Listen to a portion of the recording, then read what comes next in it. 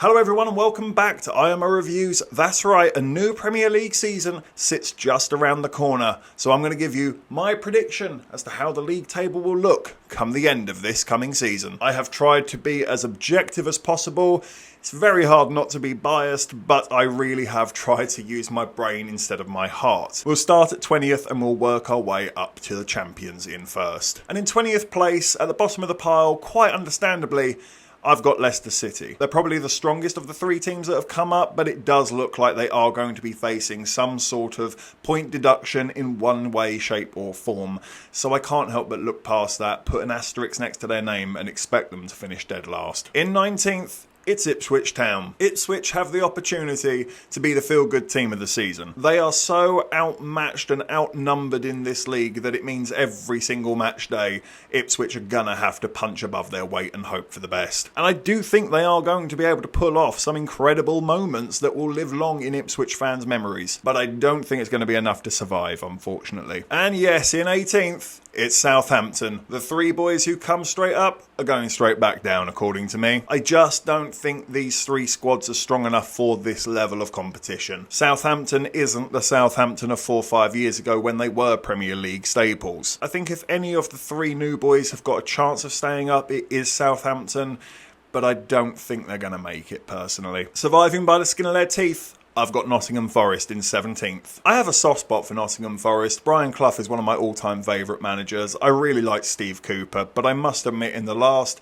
8 months or so, I really do have a bad taste in my mouth when it comes to Nottingham Forest. Some of the moves that the ownership has been making and kicking out Steve Cooper despite his undying loyalty, they just seem like a bit of a basket case club sometimes. And I can see them flying by the seam of their pants this season. It could get to the wire. In 16th, I've got Brentford. This one really, for me, revolves around Ivan Toney. As we saw from last season, they really did miss him when they didn't have him available. If they can keep hold of Ivan Toney and keep him fit and keep him on the straight and narrow, or they find a suitable replacement who can give them the same numbers that Ivan Toney does, then I'm not quite so concerned and I may reconsider their position a little bit higher. But without that goal scorer, I can't help but see them going downhill. In 15th, I've put Wolverhampton Wanderers. Gary O'Neill's doing a good job. I like him. I think he's a good fit for Wolves. And I think 15th will probably do for them right now with where they are. They've just lost Pedro Neto. That squad, I don't think is the finished article, but they are doing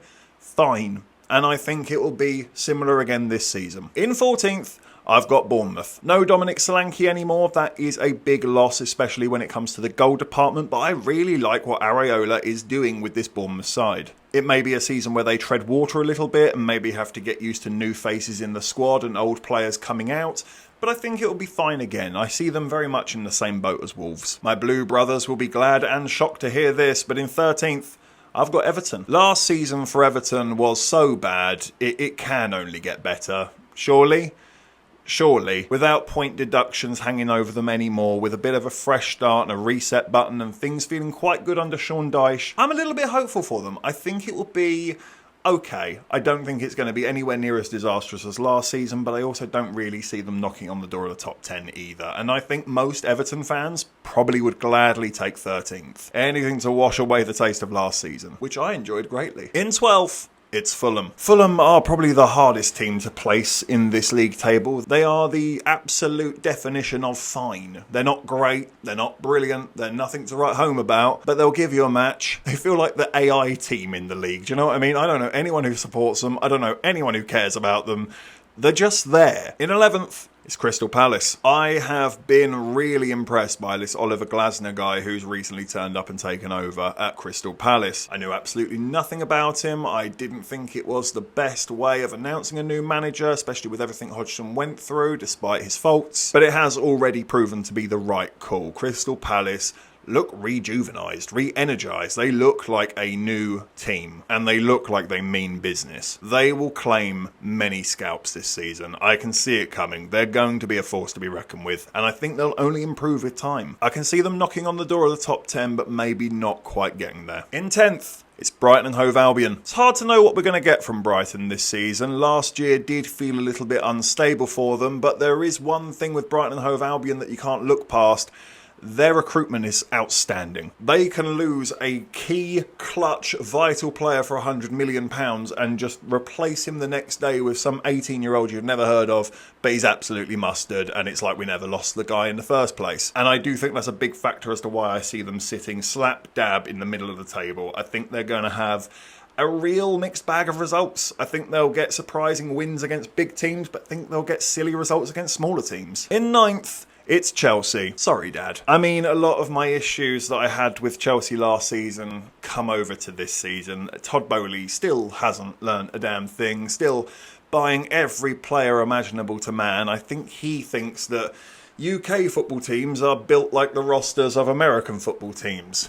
They are not. I do not know any football team anywhere that needs 8 goalkeepers. I don't think they know what they're doing. I really do think they're just rolling the dice and seeing what happens. Throw enough shit at a wall and see what sticks. I have very little faith in Enzo Maresca. I haven't seen anything from him to lead me to believe that he is big enough of a character to lead such a squad like Chelsea. Maresca doesn't fill those boots. He is outshadowed by those giants. He does not feel like the leading man, and I think he will very quickly lose control of that ship. I do not see him finishing the full season. I think if they stuck with Pochettino, I would have them way higher up this list. In 8th, it's Newcastle United. I was a little bit trepidatious in putting Newcastle in 8th because their transfer business is very interesting. Of course, they have all this Saudi money, but it doesn't seem to be that they are able to flaunt it quite so willingly as we were first led to believe. Some of their signings are still very astute. They are still having to sell players to bring people in, which I don't think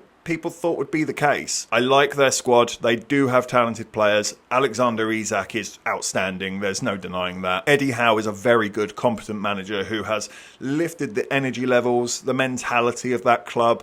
I think they were very unlucky last season with an insane amount of injuries. It was beyond belief how many players they had out for the season. I think they'll be a little bit more back on track this year, but I do think they still need to bring in a few players to toughen up that squad. They just feel one or two light of really knocking on those doors of Europe. In 7th, and this is probably my dark horse of the season, it's West Ham United. I like David Moyes a lot, but I must admit, I think Lopetegui's a really smart choice. He can bring a very exciting brand of football to West Ham United, and it will be intelligent. It will not be caution to the wind. He's a very smart, a tactically astute manager who will look to get the result above all else, but he will bring a bit of flair, a bit of excitement that a typical 4-4-2 punt-it-long David Moyes just doesn't have in his locker. I like the players he's bringing in. I think he's making very smart and subtle moves that will make a lot of sense. I think West Ham could have a really good season this year. Coming into 6th place, it's Manchester United. Yep,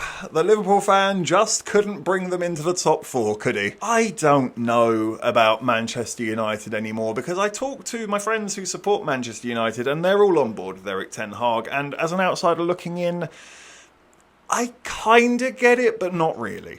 I get it in the sense that, well, who else are you going to get? You just bin this off again and start another project? Or, like, where does the line stop? In that regard, I totally get it. Give the guy a chance. Give him a few, 3-4 seasons to do what he can. If by then it's not working, then reset it. Not reset it before he's even got the toys out of the box. That I get. But I must admit, surely some of the crap you've seen under this guy, it must be some of the worst things you've ever seen as a Manchester United fan. What is it now? 2 seasons with Ten Hag, and I am still completely unconvinced by him, uncertain of him. He seems like a nice enough guy. It's nothing about him personally. I'm sure he's a fascinating conversation, but tactically, he seems a bit blind at times. Pushing players so high forward, leaving so many gaps in the midfield. This isn't tough, difficult things to comprehend. This is, you could figure this out by playing a few matches on Football Manager and letting the computer kick your ass. And yet this guy is doing it at the highest level in reality and not figuring it out. But I do think they have made some good moves in the transfer window. They have got rid of a lot of the old crap that has been stinking the place out previously, brought in some new faces, new mentality, new ownership. They may be able to push a little higher than I've predicted, but just for now, with so much uncertainty in the air and some of those new signings even falling injured, I'm still completely unconvinced by Rasmus Højlund. I'm going to put them in 6th for now, but they may prove me wrong. In 5th, it's Tottenham Hotspur. I really like Big Ange Postecoglou. And unlike Erik ten Hag, in the one season I have seen of Postecoglou, I can already see what he's all about, what his tactics are all about, what he wants Tottenham to be, what sort of player he is after, who he wants to bring into this squad.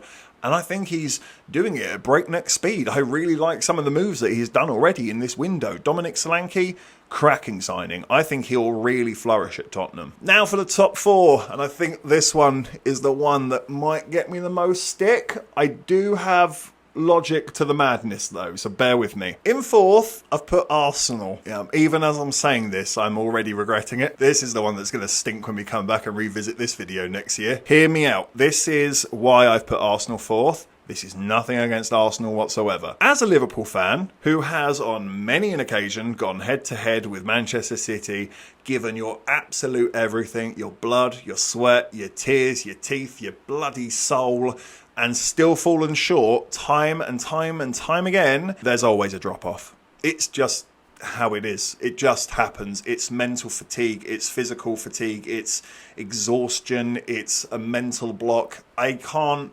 explain why it happens, but it does, and I think the same thing could be coming to Arsenal this season, because last season they really were immaculate. As much as it pains me to say that, they were terrific, and it still wasn't enough, and that must have such an effect on your psyche. I mean, it certainly did for Liverpool, and maybe I'm wrong to compare the two sides, but I can only take from my own personal experiences and maybe see that coming again. I just hope that if this is the case, Arsenal don't panic and throw the baby out with the bathwater, sack Mikel, change everything, change the style of play. No, that isn't the answer. You've proven that what you're doing is the right thing to do and you're heading in the right direction. But that blockade that is Manchester City perfection, yeah, it can really mess you up. And I think that's all this is. And I may be wrong. In fact, I'm pretty confident I will be wrong. I just have a bit of a hunch. And just to add to it, I'm also a little bit concerned by their transfer activity this season. I've not really been that impressed with any moves that they've made so far. And I do think they need to bring in another one or two to really push for that title if they want it. In third place, I've put Aston Villa. Unai Emery is a don. That man is a hell of a football manager. I have a lot of time for him. I love the football that he plays. He has really done something with Aston Villa in the very short time that he's been there. He's not just changed the football, he's changed the mentality. You talk to Aston Villa fans now, they are on cloud nine. I have never seen them be so confident in themselves. They feel like they can take on anyone, and they should, because they can. I think they've made some interesting moves in the window this season. I don't know how well they're going to gel. They have made a lot of changes that could disrupt the squad. But I believe in Unai, and I think they're heading in the right direction. I think they'll comfortably get in the top four this season. In second place, my bias is showing. I've put Liverpool. Why have you put Liverpool second, Elliot, I wonder?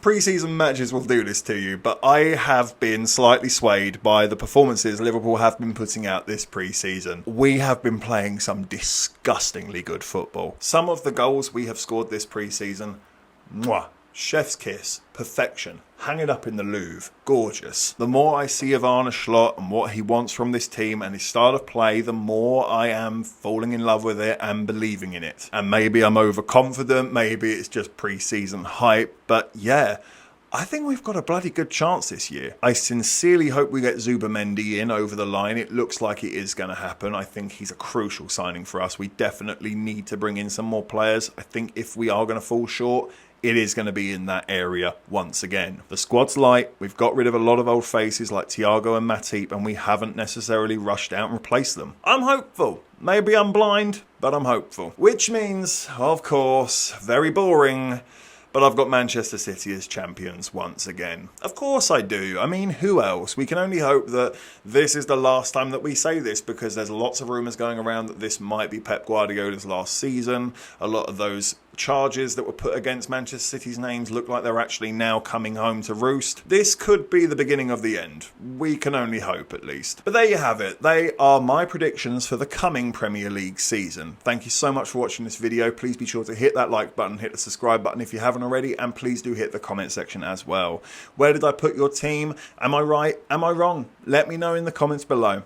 And of course, if you haven't had enough of this crazy ginger, we can always click on these suggested videos right here and get yourself lost in an IMO wormhole. But if not, take care, and I look forward to seeing you on the next review.